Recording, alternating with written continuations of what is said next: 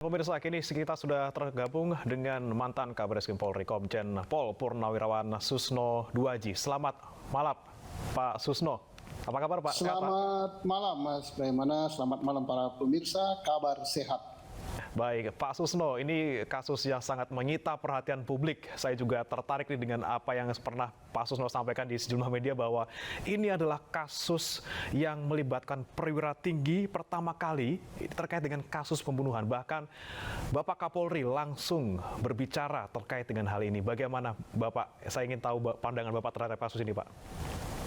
Iya, bahkan bukan hanya Bapak Kapolri ya, tapi Bapak Presiden yang sekaligus Ketua G20 sampai 4 kali bicara, Bapak Menko Polhukam.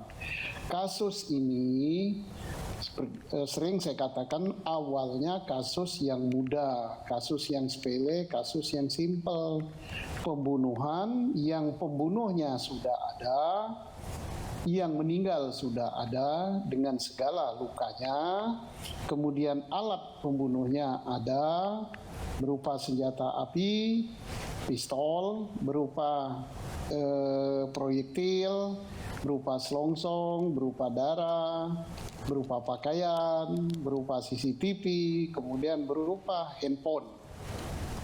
Terus saksi ada, tetapi karena terlambat mengumumkan, merilis ya, terlambat sampai 3 hari, kemudian kasus ini kebetulan terjadi di komplek Polri, di rumah perwira tinggi Polri dengan jabatan yang sangat strategis, maka kasus ini menjadi menarik.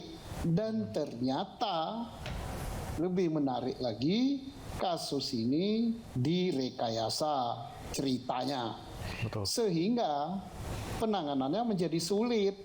Yang kasusnya tadi sangat mudah, tingkat Polres, tingkat Polsek saja bisa, tapi karena ada unsur rekayasa, unsur perusakan TKP, tempat kejadian perkara, unsur menghilangkan barang bukti, dan termasuk merusak barang bukti, kemudian unsur menutupi kejadian, sehingga ini menjadi menarik perhatian publik. Sampai Menko Polhukam turut memberikan beberapa perintah kepada Polri, karena beliau selaku Ketua Kompolnas dan selaku Menko Polhukam, dan juga sampai Presiden perhatiannya sampai 4 kali memerintahkan agar diusut tuntas dan dibuka seterbuka-bukanya. Di tengah perjalanan ternyata tidak semudah itu ngusutnya.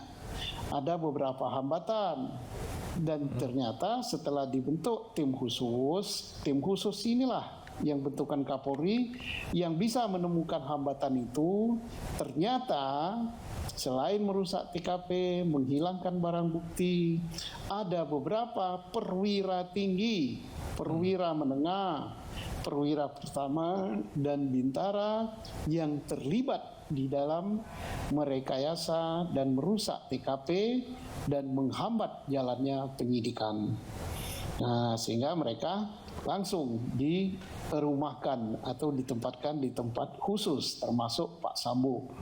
Tapi dalam perjalanannya, setelah Barada E dijadikan tersangka, kemudian apalagi Barada E bernyanyi, istilah saya bernyanyi ya, mencabut keterangan awal, memberikan keterangan yang sebenarnya dengan tulis tangan sendiri, dan meminta perlindungan kepada LPSK untuk menjadi justice kolaborator. Semua cerita menjadi terang dan Pak FS langsung dijadikan tersangka. Masih ada hambatan. Hambatannya ialah adanya laporan tentang pelecehan oleh keluarga Pak FS.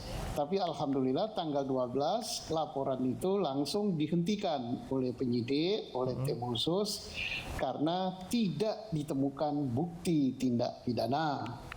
Nah, kemudian sekarang yang dihebohkan oleh publik tentang motif. Nah, motif itu sebenarnya Di dalam perkara pembunuhan memang tidak terlalu perlu karena motif itu bukanlah unsur pidana, tetapi hak publik untuk tahu, kemudian itu juga berguna bagi hakim di dalam menentukan pertimbangan-pertimbangan hal yang memberatkan atau hal yang meringankan. Demikianlah pandangan saya terhadap kasus ini. Oke, Pak Susno, tadi ada sampaikan bahwa ini sebenarnya adalah kasus yang sangat sederhana. Semua alat bukti, kemudian saksi ada, kemudian kasusnya juga sudah jelas ada di mana. Namun kemudian hal yang membuat rumit adalah kemudian ini menjadi rumit sekali karena melibatkan orang yang sangat tinggi pejabatnya dan kemudian harus dilakukan oleh penyidik dari Barreskrim. Nah, kita akan bahas lagi Pak Susno terkait dengan kasus ini usai jeda berikut. Tetaplah bersama kami, Pak Susno, dan pemirsa, Breaking News akan segera kembali usai jeda berikut.